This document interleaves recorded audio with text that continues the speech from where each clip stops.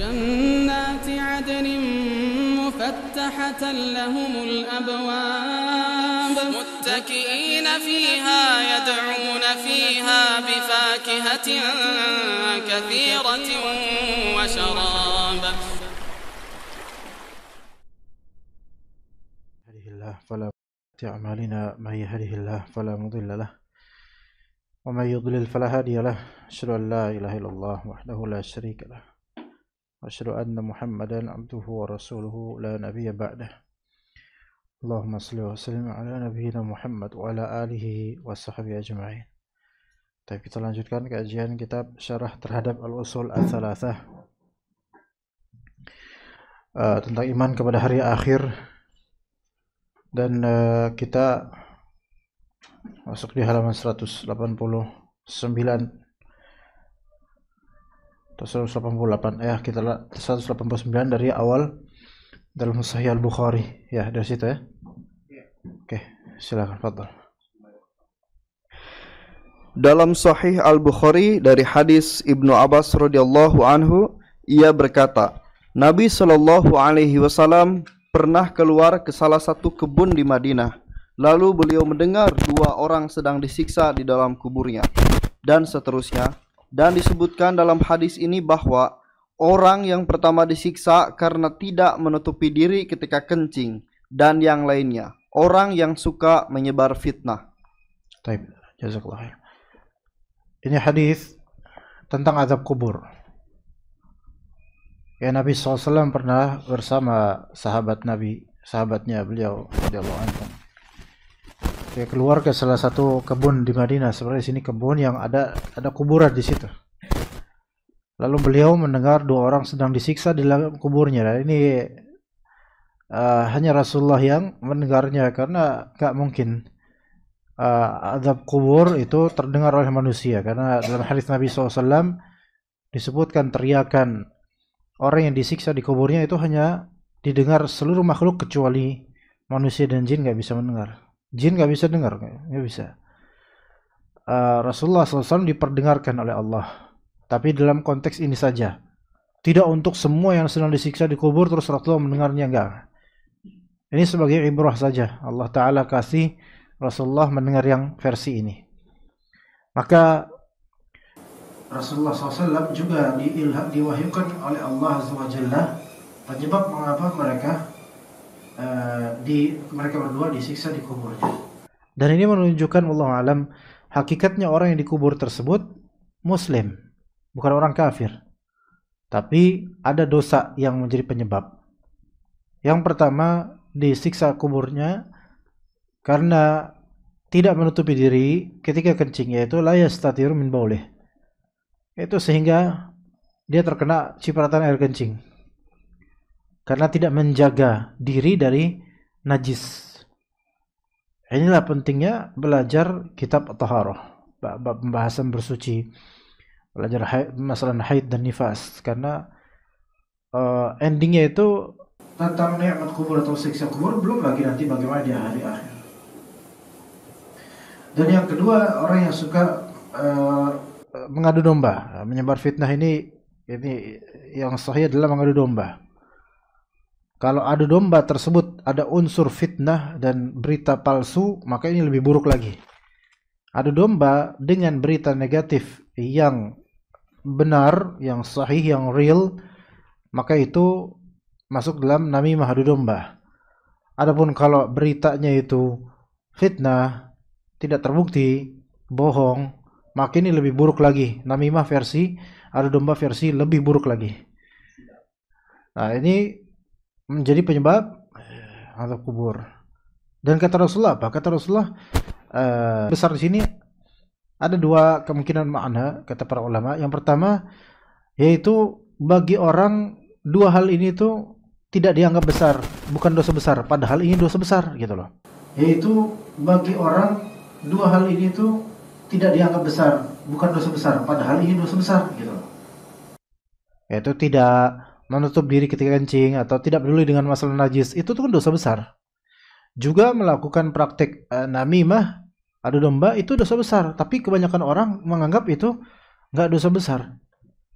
Ya. Dan sekarang banyak praktek itu di mana? Di media sosial, di berita-berita, menukil kabar demi kabar.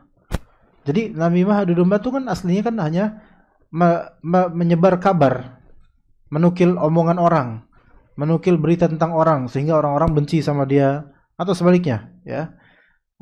Dia membuat kebencian antar dua belah pihak atau beberapa pihak. Ini orang banyak yang anggap biasa aja karena biasa melakukannya. Kemudian atau makna kedua, wa ma yu'adzabani fi kabir, keduanya tidak dia atau keduanya tidak diazab kecuali dengan hal yang dia dianggap tidak besar. Yaitu makna kedua, menghindari hal ini sebenarnya mudah, bukan hal yang sulit gitu loh. Ya, menghindari hal ini sebenarnya mudah, bukan hal yang sulit. Kalau antum mau menghindari diri dari najis, itu mudah banget. Tapi kok bagi sebagian orang itu, sekalipun itu mudah, enggak dilakukan, enggak diamalkan. Kemudian menghindari diri dari ghibah, menghindari diri dari adu domba, itu sebenarnya mudah. Dengan diam aja lah, enggak usah nyebar-nyebarin, ya. Maka ini dianggap biasa aja, dia biasa dan juga mudah ditinggalkan, tapi malah nggak ditinggalkan. Subhanallah. Ya. Kita semua akan mati gitu. Kita harus memikirkan bagaimana kubur kita nanti. Baik, lanjutkan, Pak.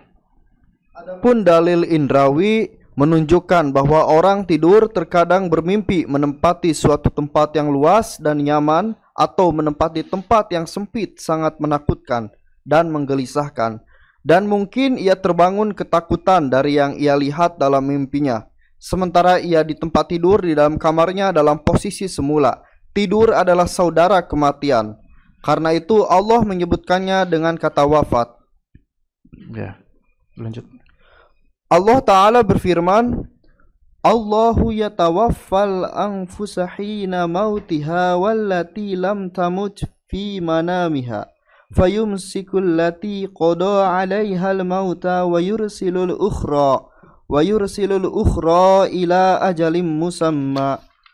Allah memegang jiwa orang ketika matinya dan memegang jiwa orang yang belum mati di waktu tidurnya. Maka dia tahanlah jiwa orang yang telah dia tetapkan kematiannya, dan dia melepaskan jiwa yang lain sampai waktu yang ditentukan. Az-Zumar 42. Lanjut. Secara logika, banyak orang bermimpi sesuatu yang menjadi kenyataan atau melihat sesuatu yang nyata, seperti mimpi melihat Nabi Muhammad SAW persis dengan sifatnya. Barang siapa mimpi melihat Nabi, maka ia telah melihatnya secara hak. Sementara ia di atas tempat tidurnya yang jauh dari sesuatu yang dilihatnya. Jika hal ini terjadi di dunia, maka bukanlah hal yang mustahil akan terjadi di alam akhirat. Ini dalil indrawi, yaitu yang bisa kita saksikan pada diri kita sendiri. Kita ketika tidur terkadang bermimpi menempati suatu tempat yang luas, nyaman, atau sebaliknya menempati tempat yang sempit, menakutkan, menggelisahkan. Dan kadang kita bermimpi terus terbangun ketakutan, mendadak gitu, ketakutan, tercekat, kaget karena efek dari mimpi itu. Padahal dia ada di tempat tidur dalam kamar dalam posisi yang sama kayak tadi awal dia tidur. Dan dikatakan an-naumu akhul maut, tidur adalah saudaranya kematian. Karena itulah Allah Ta'ala menyebut tidur dengan kata wafat juga. Allahu yatawaffal anfusa hina mautiha wallati lam tamut fi manamiha. Allah Ta'ala memegang jiwa orang ketika matinya, dan memegang jiwa orang yang belum mati di waktu tidurnya. Di waktu tidurnya, fi manamiha itu juga di waktu tidurnya yatawaffa, Allah Ta'ala mewafatkan. Wafat di sini maknanya dipegang nyawanya oleh Allah.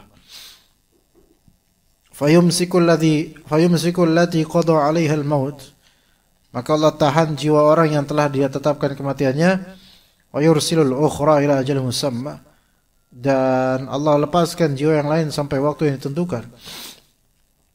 Sebagian ulama mengatakan bahwasanya orang yang telah mati itu ya udah Allah Ta'ala pegang selamanya, ya nggak kembali ke jasadnya.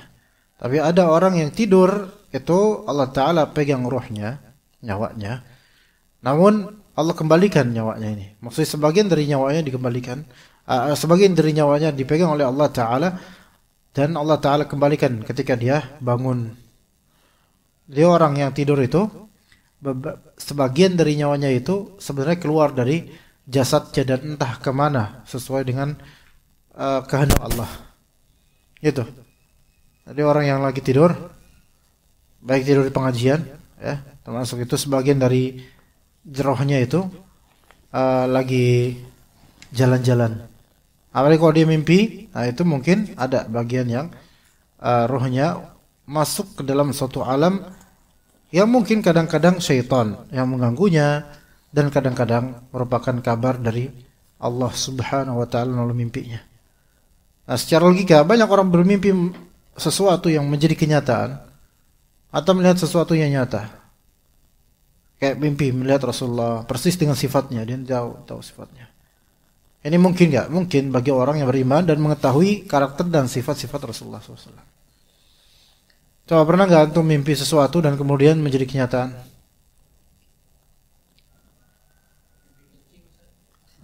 Terus habis itu bangun tidur ngompol. Ya, ya, masya Allah. Sekarang pas udah gede kayak gini, dulu waktu kecil. Ada beberapa mimpi. Antum? Jadi nyata itu. Misalnya mimpi perjalanan gitu. Oh, baik atau buruk mimpi ya? Biasa aja. Oh biasa, tapi terjadi gitu ya? Semua ada sebenarnya mimpi terus kejadian. Makanya pas kejadian itu mimpinya kapan, kejadiannya kapan gitu kan.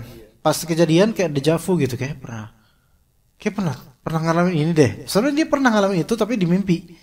Cuman dia nggak bisa merecall, nggak bisa mengingat, nggak bisa memanggil kembali memorinya, karena mimpi-mimpi itu kerap kali udah hilang memorinya tapi masih ada asar dan sisanya terasa. Sehingga kadang terjadi deja vu. Pernah dengar deja vu ya, yang laki-laki, yang masih muda ini, deja vu. Yaitu mengalami suatu kondisi yang memorial, ya, suatu kondisi yang kemudian merangsang memorinya gitu, kayak pernah deh kayaknya kayak gini deh. Tapi kapan ya, di mana ya? Ya itu mungkin karena jiwanya itu pernah bersentuhan dengan suatu mimpi dengan kejadian yang sama. Tapi karena kejadian pertama di mimpi, maka pas kejadian kedua, pas ngalamin deja vu itu, nggak tahu ini kayak di mana ya dulu, kayak pernah deh, padahal dulu pernah emang di mimpi, gitu ya. Seperti itulah psikologis ya, kejiwaan manusia. Nah, mimpi sesuatu menjadi kenyataan, melihat sesuatu yang nyata, seperti melihat Rasulullah SAW. Barang siapa mimpi melihat Nabi, maka ia telah melihatnya secara hak. Tapi di mana? Di alam mimpinya. Adapun kalau di kenyataan bisa nggak kita melihat Nabi Sallallahu Alaihi Wasallam? Tidak bisa dan tidak mungkin. Ya. Adapun kalau misalnya ini depan nggak, jangan malu-malu, jangan di belakang semua, di belakang itu buat soft perempuan, kecuali kameramen. Adapun kalau misalnya ngelihat Nabi, belaga ngelihat Nabi kemudian melotot matanya, kayak pernah deja vu ya, kayak pernah lihat di reels video gitu ya, terus kayak gini. Ini ngeliat setan sebenarnya, ini setan sedang lihat setan sepertinya. Karena kadzab, ini dajjal kecil ya, seperti bohong. Antum jangan siapapun itu, mau kiai kayak mau syekh, mau habib, mau apa. Kalau belaga pura-pura terus Nabi dipelototin. Kalau emang dia ngeliat Nabi, melototin Nabi sopan enggak kira-kira? Enggak sopan.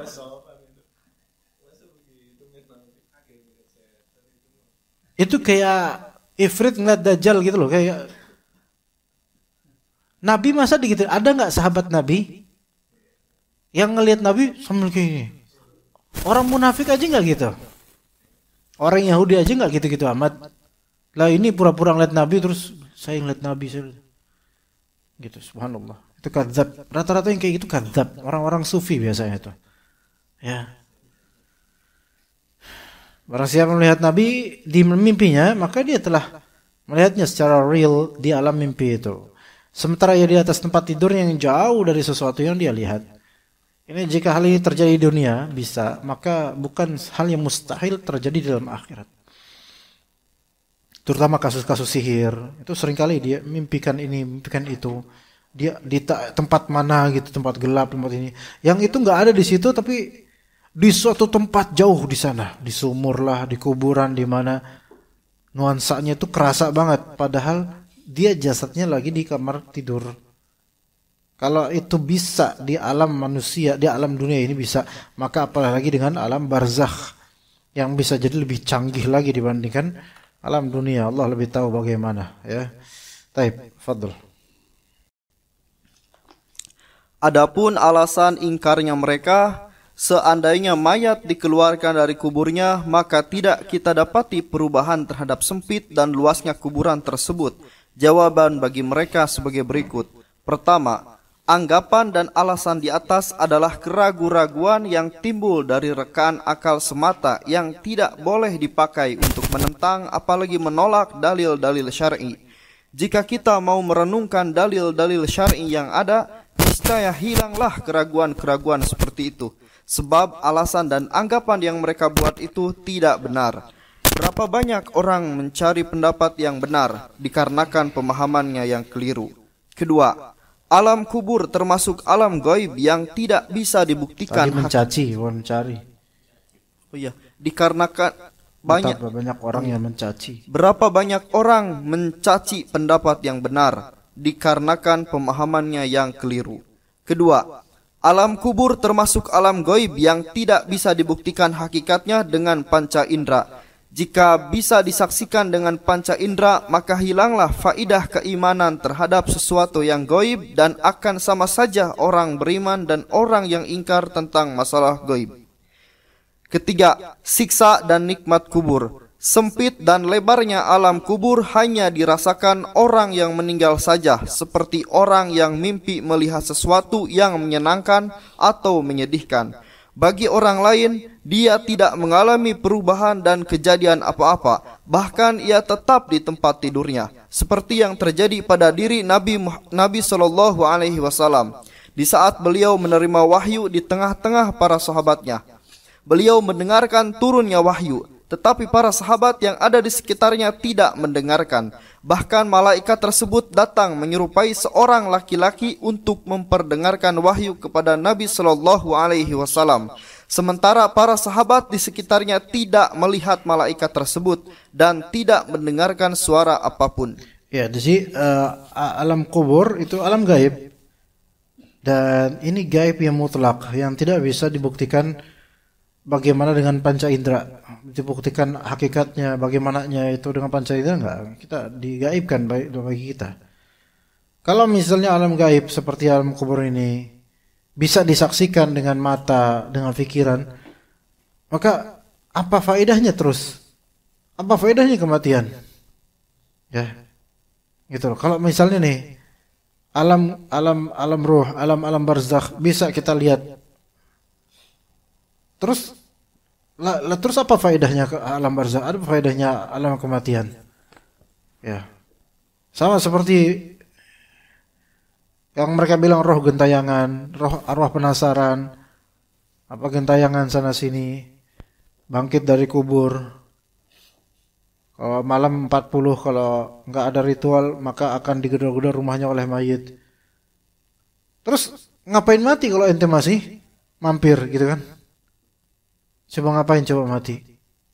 Lah, terus katanya ini pocongnya bangkit dari kubur kemudian meneror orang-orang. Kita tanya ke si pocongnya, akhi antum itu bisa keluar dari kubur padahal antum lagi dikubur. Ajaib, coba. Lagi dikubur, udah dikubur nih. Katanya bisa keluar dari kuburnya. Kenapa dulu pas mati enggak sekalian mandi sendiri, kafanin sendiri, kubur dewe sekalian?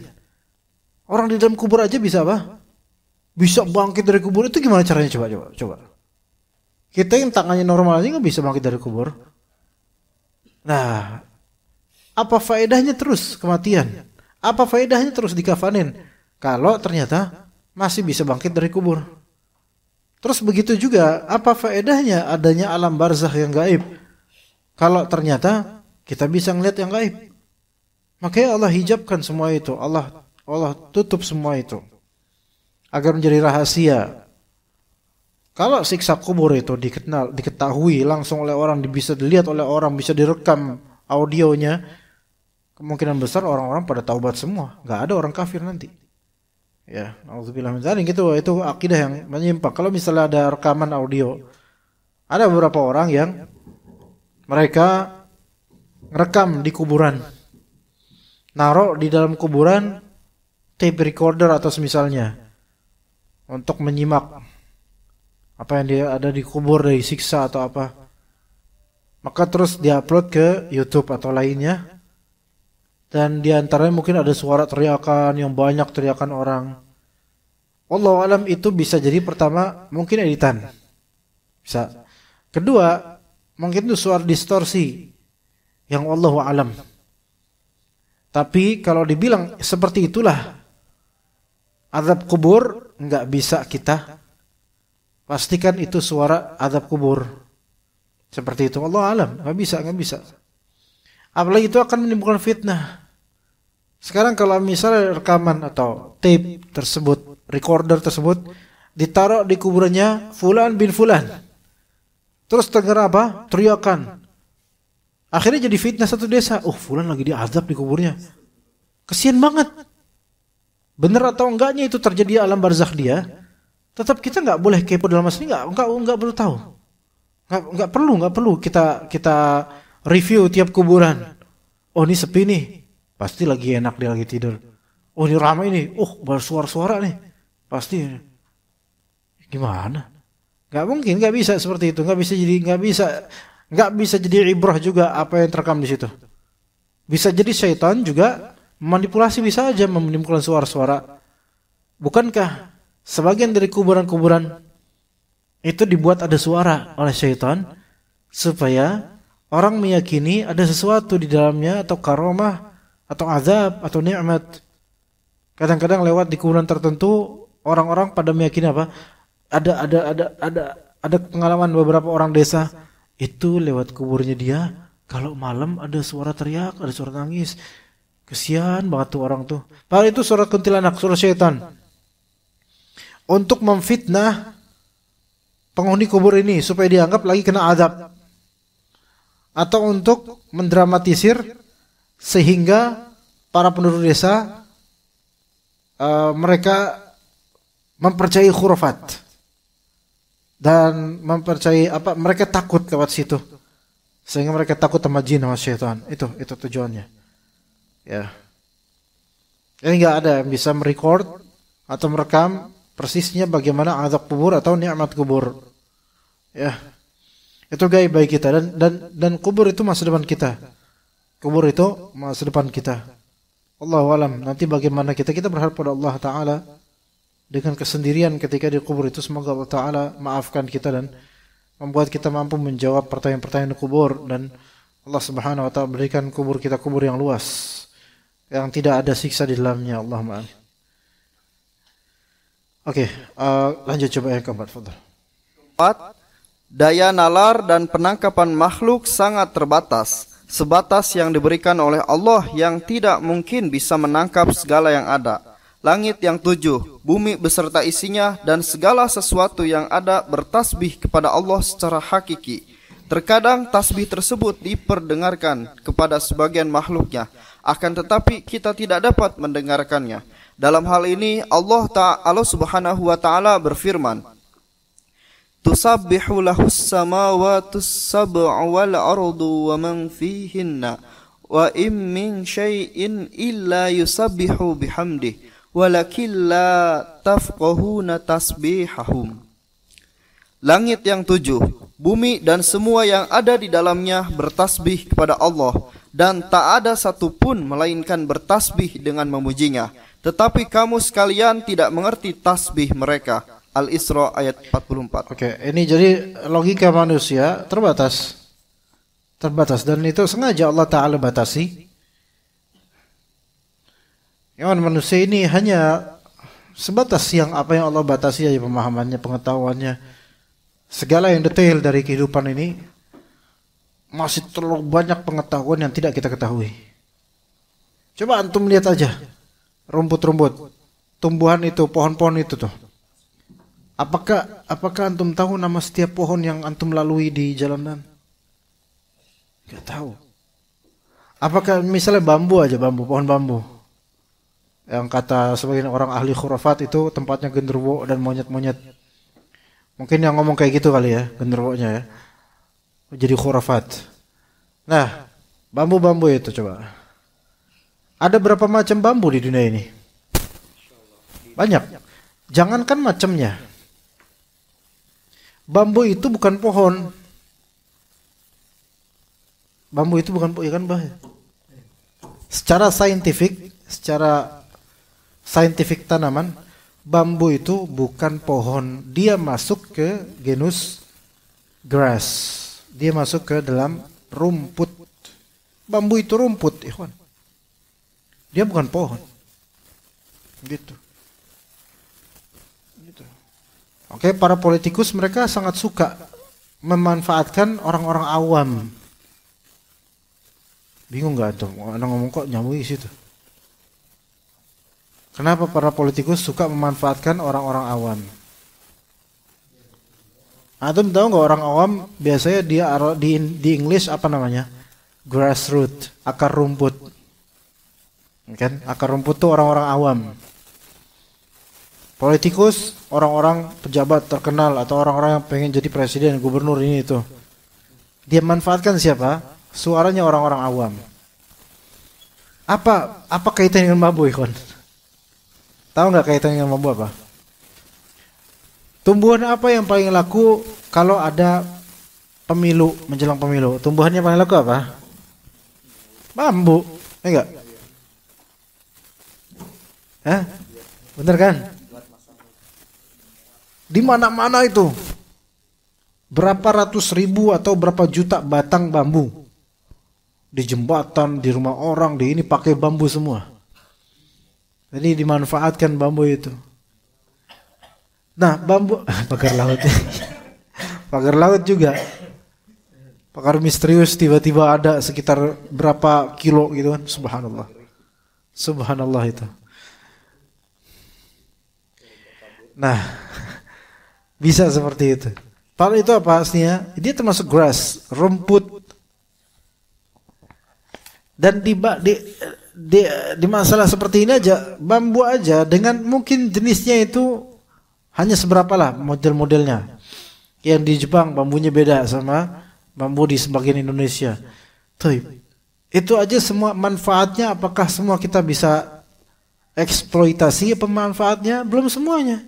Mungkin ada manfaat-manfaat yang belum kita ketahui. Rebung misalnya. Bisa dimakan. Tapi apa semua orang tahu rebung?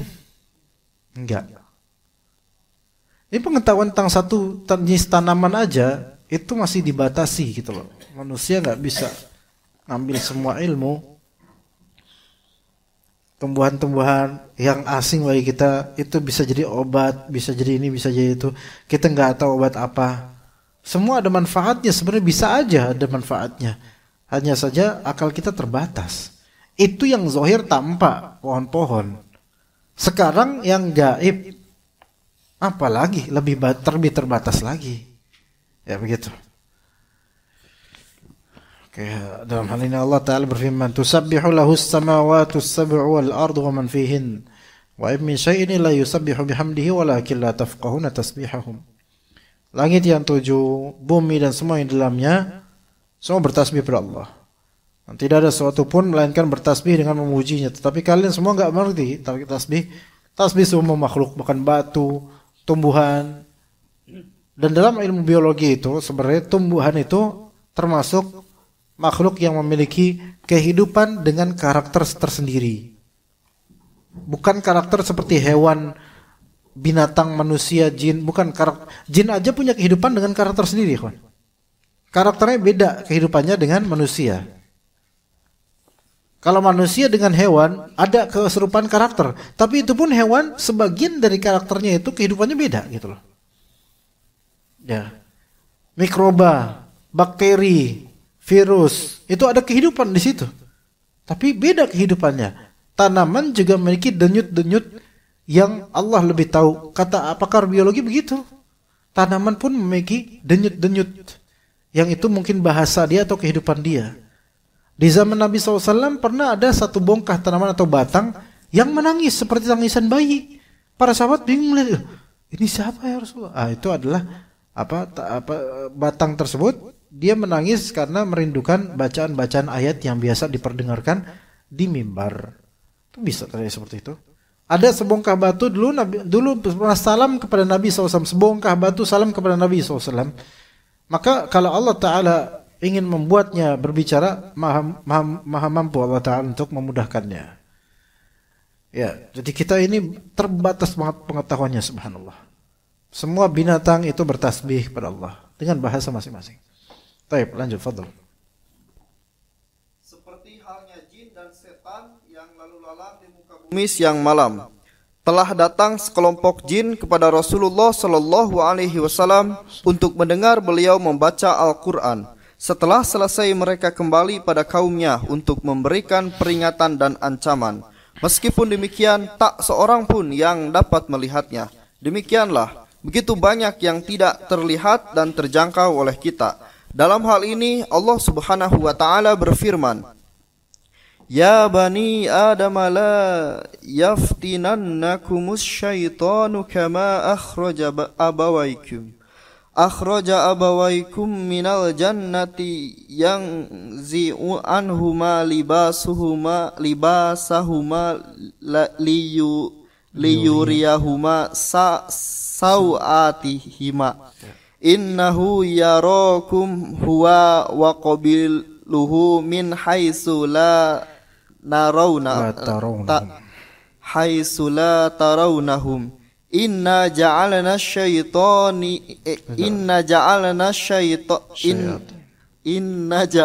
syayatina awliya'a lillazina la yu'minun. Hai anak Adam, janganlah sekali-kali kamu dapat ditipu oleh setan, sebagaimana ia telah mengeluarkan kedua ibu bapakmu dari surga. Ia menanggalkan dari keduanya pakaiannya untuk memperlihatkan kepada keduanya auratnya. Sesungguhnya ia dan pengikut-pengikutnya melihat kamu dari suatu tempat yang kamu tidak bisa melihat mereka. Sesungguhnya kami telah menjadikan setan-setan itu pemimpin-pemimpin bagi orang yang tidak beriman. Al-A'raf ayat 27. Jika manusia tidak mampu menangkap seluruh yang ada di alam semesta, maka mereka tidak boleh mengingkari masalah-masalah gaib yang tidak bisa ditangkap oleh panca indera. Jazakallahu khairal jazaa. Ya, jadi kita serahkan kepada Allah hal yang gaib. Di antara yang hal gaib selain dari masalah azab kubur, masalah takdir, ya. Takdir di masa depan, ini manusia bakal diazab atau enggak. Bahkan sebelum alam barzakh deh. Takdir di alam dunia ini gitu loh. Antum nanti sukses atau enggak, antum nanti bakal kerja di mana, antum nanti bakal resign atau enggak, antum bakal nikah sama siapa. Itu semua adalah misteri takdir Allah Azza wa Jalla. Dan wajib atas kita untuk percaya dan yakin pada Allah Ta'ala bahwa Allah Ta'ala maha baik dengan, dan kita harus ikhtiar untuk beramal saleh, beriman beramal saleh.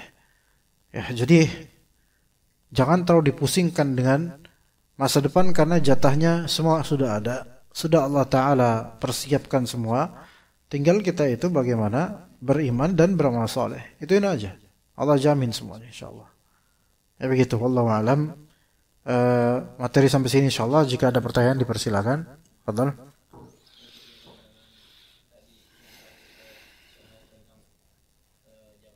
Enggak jelas suaranya. Bismillah, assalamualaikum. Ustadz izin bertanya mengenai pembahasan terakhir yang Ustadz bahas tadi mengenai jangan khawatir tentang masa depan. Bagaimana dan apa sebabnya jika kita merasa khawatir tentang masa depan, dan bagaimana kiat-kiat kita agar kita tidak terulang lagi dengan kekhawatiran yang membuat kita takut tentang masa depan, Ustaz. Oke, jazakallahu khair. Perlu dirinci dulu sebentar. Kalau misalnya khawatir akan masa depan, yang Anda maksud tadi adalah khawatir akan rezeki, khawatir akan masalah-masalah yang berkaitan dengan keduniaan. Itu jangan khawatir. Tapi untuk masalah yang berkaitan dengan keselamatan beragama, sehingga berakibat pada nanti bagaimana selamat di akhirat, itu kita harus khawatir. Tapi khawatir yang kedua ini adalah khawatir yang melazimkan dan melahirkan penambahan iman dan amal soleh. Jadi pahami baik-baik dulu. Sebelumnya semua jawab antum, takutnya salah paham. Kekhawatiran di sini ada dua model. Pertama, khawatir tentang masa depan di bidang keduniaan belaka, seperti rezeki, seperti pekerjaan kelak, seperti jodoh kelak, seperti nanti kaya atau enggak, itu enggak usah dikhawatirin. Ya enggak usah dikhawatirin. Yakin aja sama Allah, Allah akan berikan yang terbaik, itu aja. Tapi untuk masalah yang merupakan kekhawatiran beragama, yang ini akan berefek pada akhirat kita, itu perlu kita khawatir. Namun khawatir tentang masalah agama ini, seperti khawatir masuk neraka, khawatir Allah Ta'ala ke hukum kita, itu harus ada. Tapi khawatir yang seperti ini juga syaitan kadang-kadang membisikkan. Ya, khawatir seperti ini harus khawatir yang melahirkan iman yang meningkat dan amal soleh yang bertambah. Adapun kok khawatir nanti masuk neraka, atau khawatir nanti nggak bisa jadi soleh, yang cuman khawatir doang dan dia nggak ada perubahan, maka ini khawatir yang useless, yang nggak berguna gitu. Misalnya, saya khawatir saya bakal masuk neraka, tapi dia tetap aja lanjutin tuh maksiat gitu loh. Lah antum khawatir gimana kalau antum seperti antum khawatir masuk jurang, tapi antum tetap aja jalan menuju jurang, itu gimana? Antum mikir nggak sih gitu?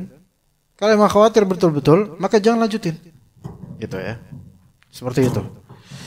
Nah, pertanyaannya apa tadi? Kiat. Apa tuh? Solusinya saat biar nggak terulang, kan kita sering dibuat takut bisikan syaitan gitu tentang ya, dunia, tentang masa depan. Apa rezeki gitu? Rezeki, kerjaan atau segala semacamnya, sisi duniawi. Pertama itu menuntut ilmu tauhid. Selalu tuntut ilmu tauhid dan akidah yang benar, terutama tentang takdir Allah, tentang asal rezeki, tentang betapa kuasanya Allah. Itu yang pertama. Yang kedua, banyak-banyak baca Al-Quran dan mentadabburi isi dari Al-Quran, terutama di masa tauhidnya. Ya, itu banyak. Kalau misalnya antum mentadabburi Al-Quran, maka akan tumbuh di kalbu itu iman yang semakin meningkat, yakin dan percaya sama Allah yang semakin meningkat, dan tidak khawatir kemudian terhadap janji-janji Allah Ta'ala yang pasti akan berlaku. Seperti kata Allah, wa may yatawakkal 'ala Allah fa huwa hasbuh. Barang siapa yang bertawakal pada Allah, maka Allah sudah cukup baginya gitu. Coba antum melihat misal di surat At-Talaq. Di surat At-Talaq. Surat ini namanya apa? Talak. Talak itu adalah suatu perbuatan yang ada dalam hukum fikih, jelas itu. Tapi kita kondisikan talak itu adalah suatu fenomena atau kondisi kemanusiaan antara pasangan dengan pasangan serta keluarga mereka, yang berefek pada keluarga mereka dan berefek pada sosiologi, berefek pada psikologi juga, dan kerap kali berefek pada keuangan. Nah, sekarang coba antum lihat orang-orang yang bercerai. Ada nggak perubahan dalam hidup mereka? Pasti ada, negatif atau positif. Tapi rata-rata orang kalau talak, apa yang terjadi? Banyak yang terjadi hal-hal yang munkar, yang tidak bertakwa. Kemudian masalah rezeki, kebingungan setelah talak. Banyak yang kayak gitu. Coba kita lihat di surat At-Talaq. Antum akan mendapatkan di situ banyak perintah dari Allah, takwa, fattaqullah. Wa may yattaqillah, bertakwa. Allah Ta'ala maha tahu loh apa yang terjadi di dunia ini dari perbuatan manusia ketika bercerai atau talak. Banyak yang tidak bertakwa dalam masalah perceraian. Banyak sekali. Dari banyak sisi. Dari lisannya lah, Dari masalah anak lah, dari masalah harta gono gini lah, tilepan harta lah, kemudian mencuri dokumen lah, kemudian hal-hal yang semuanya keduniaan yang tidak ada ketakwaan di situ. Nah, orang-orang yang ketika talak, baik gugat cerai atau dicerai atau bercerai dan seterusnya, itu kadang saking khawatirnya akan masa depan, kemudian menuntut macam-macam kepada mantan pasangannya, atau merenggut anaknya, atau mengambil hartanya, atau dulu menuntut apa yang menjadi hak miliknya, tapi tidak mengembalikan hak orang lain dan seterusnya. Itu banyak terjadi, ketidaktakwaan. Yang mana ini kenapa bisa seperti ini? Karena khawatir akan nanti gimana nantinya gitu loh. Karena khawatir akan gimana nantinya. Seandainya seseorang bertakwa, baca surat Talak. Di ayat kedua, ayat ketiga itu kan masalah rizki. Wa may yattaqillaha yaj'al lahu makhraja. Orang ketika talak kan banyak terjadi kemelut dalam hidupnya. Maka butuh jalan keluar. Wa yarzuqhu min haitsu la yahtasib. Kalau misalnya dia bertakwa, maka Allah berikan jalan keluar dan Allah jadi berikan rezeki dari arah yang tidak disangka. Tuh lihat. Ini dalam satu konteks cerai gitu loh. Ini cerai ini masalah humanity, masalah kemanusiaan, masalah berpasang-pasangan yang ini banyak dimanapun. Ya, di sini ada Allah modalkan pada kita surat At-Talaq untuk kita baca, untuk kita renungi, tadabburi dan amalkan konsekuensinya. Maka kita nggak akan khawatir. Banyak orang betul-betul khawatir ketika telah cerai. Khawatir anaknya gimana, khawatir hartanya nanti gimana, khawatir dia masa depannya gimana, khawatir punya dapat kerja nggak, khawatir terutama pandangan manusia. Karena setiap kali orang yang bercerai itu dipandang manusia itu begini gitu loh. Ada aja omongan gini-gini, fitnahnya gini-gini. Itu subhanallah. Tapi kalau dia tadabburi ayat Allah, dia nggak khawatir. Makanya penting sekali nomor 2 setelah belajar tauhid dan akidah yang benar, yaitu mentadabburi kalam Allah. Pelajari baik-baik dan juga sunnah Nabi SAW. Kemudian yang ketiga, lihatlah sirah orang-orang zaman dulu, terutama ulama-ulama yang mereka nggak menggenggam dunia. Tetapi sampai usia dunia sekarang, karya-karya dan ilmu mereka masih melegenda. Lihat bagaimana balasan Allah terhadap kesabaran mereka. Ya, orang dulu Nabi SAW itu kan dikira orang kaya, enggak.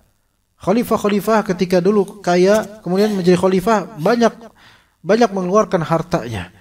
Enggak khawatir dengan bagaimana nanti. Allah jamin. Kemudian yang keempat, lihatlah orang-orang yang ada di bawah antum dalam masalah dunia. Maka antum akan hilang kekhawatirannya karena ada yang jauh lebih sulit daripada antum hidupnya. Tapi ternyata tenangnya lebih tenang mereka daripada kita gitu, subhanallah. Coba lihat itu. Bukan karena gak punya pikiran, karena tawakal sama Allah.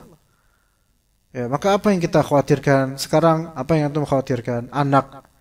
Kalau antum khawatir nih anak bakal buruk agamanya, boleh khawatir seperti itu, bagus. Tapi kalau antum khawatir nih anak nanti gimana rezekinya, jangan. Karena apa kata Allah Ta'ala? Wala taqtulu auladakum khasyata imlaq. Nahnu narzuqukum wa iyyakum wa iyyahum. Janganlah kalian membunuh anak-anak kalian karena khawatir miskin. Jangan. Kami yang rezekikan kalian dan mereka. Semua diberikan oleh Allah Ta'ala. Maka anak itu enggak perlu antum terlalu pikir nanti gimana rezekinya, nanti makan gimana, nanti dia jadi orang kaya apa enggak, nanti sukses. Bismillah aja, antum ikhtiar aja. Ya. Tapi kalau misalnya antum pikirin ya udah bukan itunya deh, tapi gimana nanti biar bayar SPP-nya, bayar uang pangkal, bayar daftar ulang. Itu kan kepikiran bagi orang yang sudah punya anak yang mau sekolah atau yang berapa anak mau sekolah. Itu pikiran wajar. Tapi hati-hati dengan pikiran seperti itu.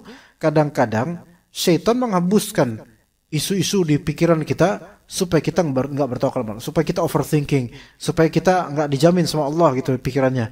Padahal kalau antum berdekat sama Allah, antum dekat dengan yang maha kaya. Antum dekat dengan donatur kaya aja, antum bakal nyaman dan tenang, yakin bakal dikasih. Tapi kalau antum dekat sama Allah, itu pasti dikasih, pasti dijamin. Makanya yang pertama tadi, cari ilmu akidah terus. Tanamkan akidah yang benar, tauhid yang benar.